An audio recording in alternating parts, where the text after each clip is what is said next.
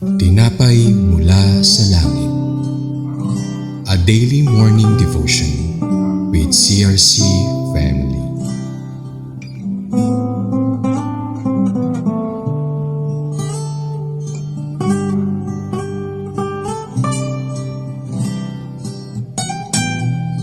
Isang mapagpalang umaga po sa inyong lahat. Ito po ang inyong lingkod, Pastora Jenny Gabi ng CRC Calamba Daughter Church na inyong makakasama ngayong umagang ito mula sa programang Tinapay mula sa Langit, ang araw-araw na pagbubulay-bulay natin ng salita ng Diyos. Ang ating pong paksa ngayong umagang ito ay part pa rin ng ating Judges series. Ang title po nito ay Gideon Must Separate the Men According to the Particular Test, at ito po ay matatagpuan sa Judges chapter 7 verse 4 to 8. Ngunit bago po tayo magsimula ay samahan niyo po muna ako sa isang panalangin. Ama naming Diyos na makapangyarihan sa lahat, maraming salamat po sa panibagong buhay at pag-asa na inyong pinagkaloob sa amin. Maraming salamat din po sa maagang biyaya na ipinagkaloob niyo sa amin na makarinig kami ng inyong mga salita sa pamamagitan ng programang ito. Dalangin po namin na buksan niyo po ang aming mga puso't isipan upang maunawaan po namin ang nais niyo iparating sa amin ngayong umagang ito. At napagbulay-bulayan at mai-apply namin ito sa aming mga buhay. Ito po ang aming pagsangot panalangin sa pangalan ni Jesus. Amen at Amen. So ngayon ay basahin po natin ang Hukom or Judges chapter 7 verse 4 to 8. Verse 4, sinabi muli ni Yahweh kay Gideon, napakarami pa rin natira. Isama mo sila sa tabi ng batis at bibigyan ko sila roon ng pagsubok. Doon ko sasabihin kung sino ang dapat mong isama at kung sino ang hindi. Verse 5, ganoon nga ang ginawa ni Gideon. Pagdating nila sa batis, sinabi ni Yahweh, ibukod mo ang lahat ng umiinom na parang aso.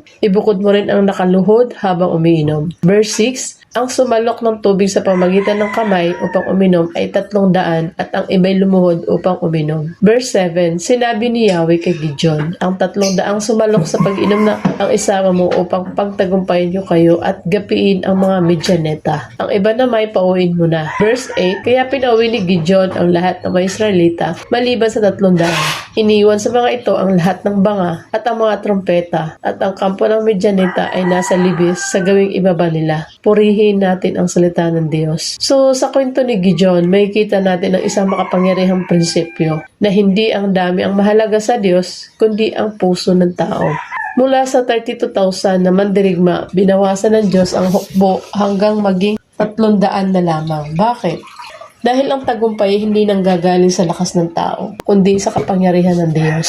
Makikita natin dito sa Judges chapter 7, 4 to 8, na nagbigay ang Diyos ng isang tiyak na pagsubok. Ito isang simpleng paraan ng pag-inom ng tubig upang makita kung sino ang karapat-dapat. Hindi ito patungkol sa galing, kundi sa pag-uugali, pagiging handa at disiplina. Minsan pinapayagan ng Diyos ang mga pagsubok sa ating buhay, hindi para tayo pabagsakin, kundi para ihiwalay, linisin at ihanda tayo. So dito sa binasa natin, meron tayong mahahalagang nating pag-aaralan. Una, God used tests to reveal the heart. So, ginagamit ng Diyos ang pagsubok upang ihayag ang puso. Sabi sa Judges 7:4, marami pang mga tao, dalhin mo sila sa tubig at doon ko sila susubukin. So, ang Diyos mismo ang nagpasimula ng pagsubok. Ibig sabihin, bahagi ito ng kanyang proseso. Sa 1 Samuel 16:7, ang tao ay tumitingin sa panlabas, ngunit ang Diyos ay tumitingin sa puso. So, likas na sa tao ang tumingin sa panlabas, ngunit ang Diyos ay tumitingin sa puso. Sabi sa Deuteronomy 8:2, sinusubok tayo ng Diyos upang malaman ang laman ng ating puso. Simple lang ang test, uminom ng tubig. So dito sa nakita natin na napakasimple lang ng test sa kanila kung paano sila uminom ng tubig. Pero pinakita nito ang kanilang tunay na pagkatao. Kung sila ba ay alerto, may disiplina, at laging handa. So, katulad ng pagsusulit sa paaralan para hindi ibagsak ang estudyante, kundi para makita kung handa siya. So, ganun din ang Diyos. Sinusubok na tayo para ihayag ang tunay nating kalagayan. Pangalawa, the second is, the test distinguished the watchful from the careless. So, ang pagsubok ay nahihiwalay sa mapagbantay at sa kampante. Sabi dito sa Judges 7, verse 5 to 6, ang iba ay lumuhod at uminom, ngunit ang 300 ay sumalok ng tubig gamit ang kamay habang nanatiling alerto. So sa unang Pedro 5:8, kayo'y magpigil at magbantay dahil ang dyablo ay parang liyong umaatong. So ang mga lumuhod ay maaaring nakatuon lamang sa kanilang pangailangan, uhaw, at nawalan ng pagbabantay. Ngunit ang 300 ay nanatiling handa kahit sila'y umiinom. Patulad ng isang sundalo sa gitna ng labanan ay hindi basta-basta nagpapabaya kahit kumakain o umiinom, lagi siyang alerto. Ganyan din dapat ang Kristiyano. Kahit nasa panahon ng ginhawa, hindi nawawala ang pagbabantay. Sa pang-tatlo, number 3, God chooses quality over quantity. Pinili ng Diyos ang kalidad kaysa dami. Sabi sa Judge 7:7, sa pamamagitan ng 300 na lalaking ito ay ililigtas kita. Sabi sa Zacarias 4:6, hindi sa pamamagitan ng lakas o kapangyarihan, kundi ng aking espiritu. At sa awit 20:7, may nagtitiwala sa kabayo at karwahe, ngunit tayo sa Panginoon. So, hindi limitado ang Diyos sa maliit na bilang. Sa katunayan, mas lalo siya kumikilos sa kakaunti upang maipakita ang kanyang kaluwalhatian. Katulad ng maliit na ilaw, ay kaya magbigay ng liwanag sa madilim na kwarto. Hindi dahil sa laki nito, kundi dahil may pinanggalingan itong kapangyarihan. So, ganoon din ang mga taong nakakonekta sa Diyos. So, pang-apat, separation is necessary for God's purpose. Mahalaga ang paghiwalay para sa layunin ng Diyos. Sabi doon sa Judges 7, inihiwalay ng Diyos ang 300 mula sa iba. 2 Corinthians 6:17, humayo kayo sa kanila at kayo mahiwalay. Sa Matthew 22:14, marami ang tinawag ngunit kakaunti ang pinili. So, hindi lahat na nagsisimula ay makakasama hanggang sa huli. Pinipili ng Diyos ang mga handa at sumunod. So, sa isang kupunan, hindi lahat ay napapasama sa final lineup.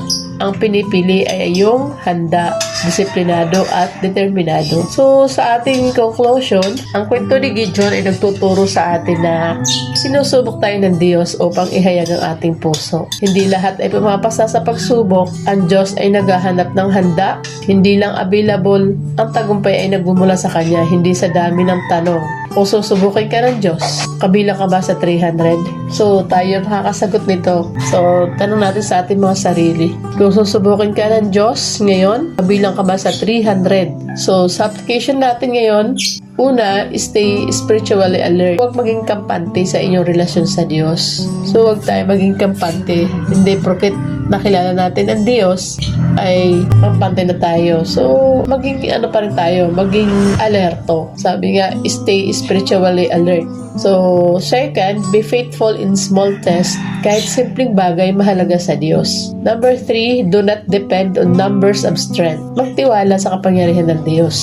Number 4, accept God's process of separation. Kapag may inalis ang Diyos sa buhay mo, ay mas mataas siyang layunin. Amen. Muli, sa ating application, stay spiritually alert. Huwag maging kampante. Be faithful in small tests. Kahit simpleng bagay. Do not depend on numbers or strength. Patuloy tayo magtiwala sa kapangyarihan ng Diyos. Accept God's process of separation. Kapag may inalis ang Diyos sa buhay mo or sa buhay natin, sa aking pagtatapos, samahan niyo po ako sa panalangin. Ama naming Diyos, maraming salamat po sa inyong salita na nagtuturo sa amin ngayon. Panginoon, tulungan mo kaming maging tulad ng 300, mapagbantay, disiplinado, at laging handa sa iyong tawag. Alisin mo ang pagiging kampante sa aming puso at palitan mo ito ng puso handang sumunod sa iyo. At sa bawat pagsubok na aming pinagdadaanan, tulungan mo kaming pumasa at maging matatag.